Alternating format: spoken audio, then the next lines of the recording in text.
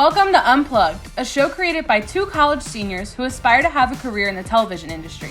Kelly and Kaylee have a passion for sharing the stories and experiences of successful women in various media fields. And that's exactly what this show is all about. Sit back and grab your favorite cup of coffee as we cover a Q&A and debunk misconceptions.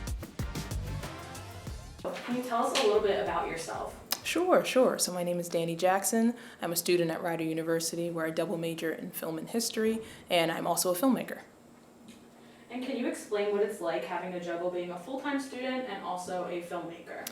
Hard, in one word if I had to sum it up, but it's one of the most rewarding experiences because it teaches you everything about life, everything about what you've ever wanted to do. So I'd say difficult but rewarding.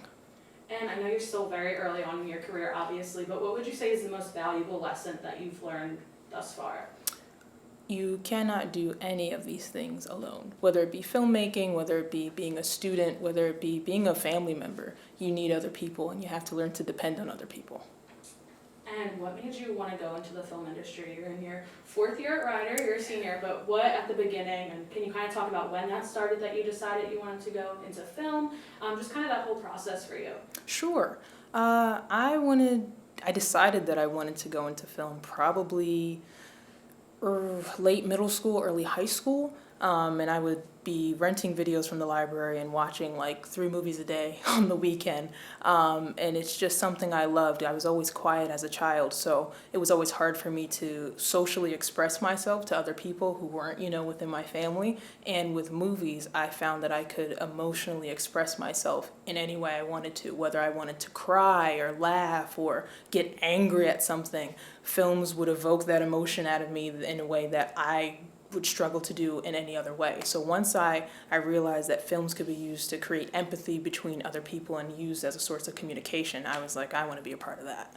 What's something unique about your style of filmmaking, directing, producing, editing, and all aspects of it? What's something unique about what you like to do with your projects?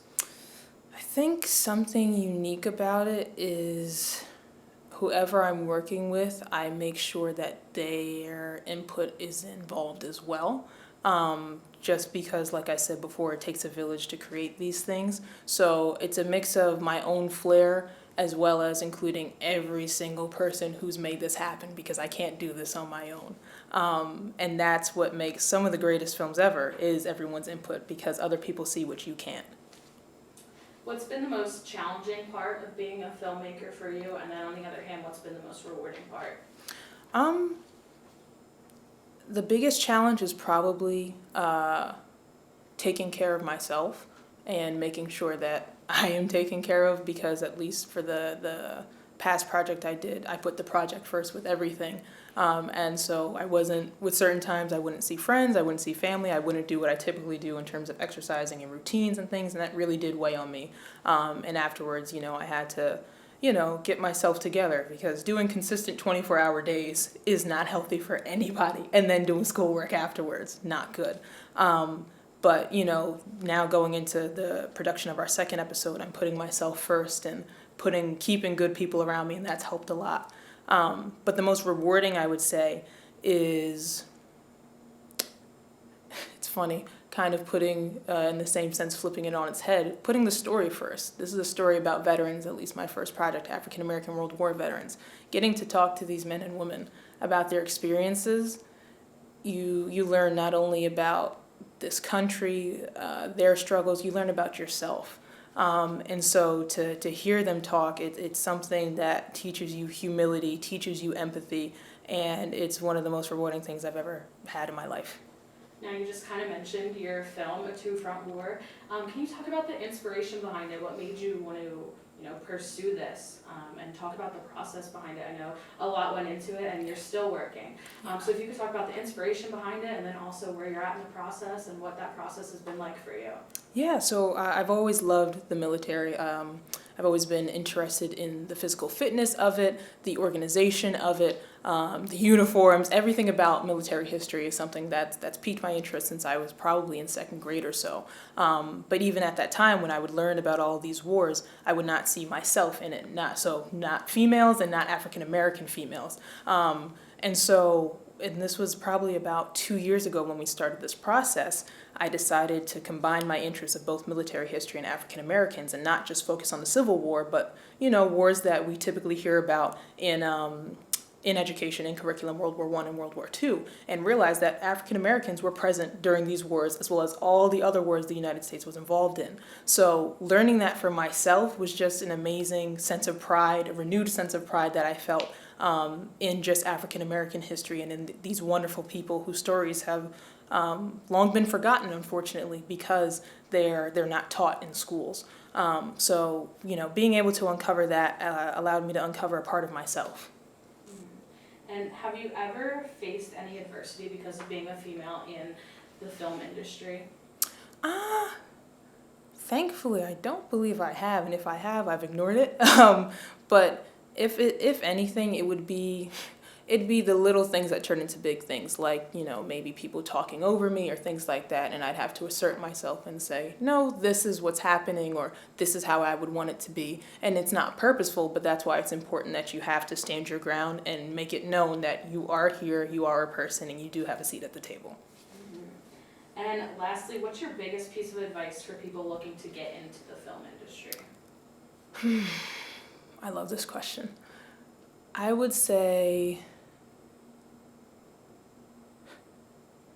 be honest, be humble, and be yourself. If you don't know how to do something, ask.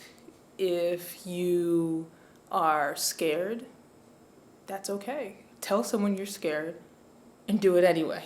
And just be willing to learn and communicate with anybody around you at all times.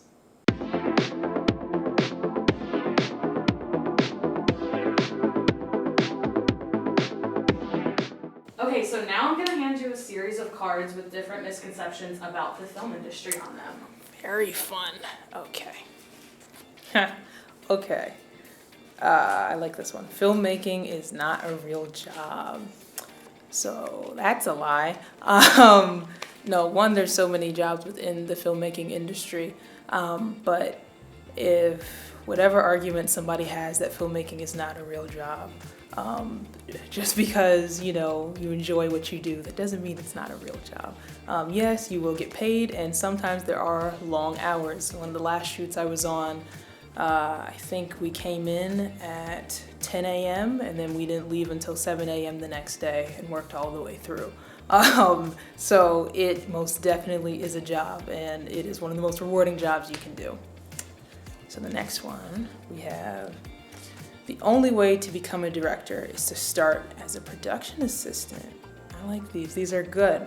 That's not true, because I started out as a director and then became a production assistant.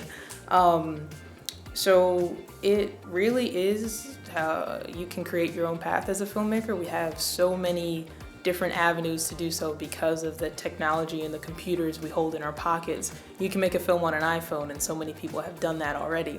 I started out as a director through the school giving me a grant, and that's how I created my own film project. And then I was asked to be a PA on a professional film set, and then I was asked again to be a PA on another professional film set. So I kind of did it reverse. But you can do it in any way you want. Some people are, lucky enough to PA on their friends' sets and then, become a director, or they start out as a director. There's any way you can do it. There's no set path. All right, what's this next one? Okay, once the camera stops recording, the video is done. No. That's not true.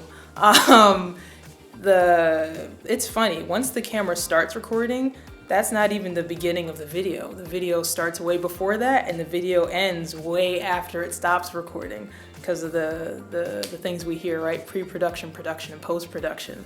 Once the camera stops recording, you have to watch that footage back. Sometimes you have to get reshoots. Sometimes maybe somebody made a mistake and there's a continuity error. Once the camera stops recording, it might just mean to do everything over again. But that's kind of the fun in filmmaking, right? But yeah, I think that's all the myths for me. Thank you for watching this episode of Unplugged. We hope you enjoyed watching and finished your coffee along the way. We'll catch you In our next episode.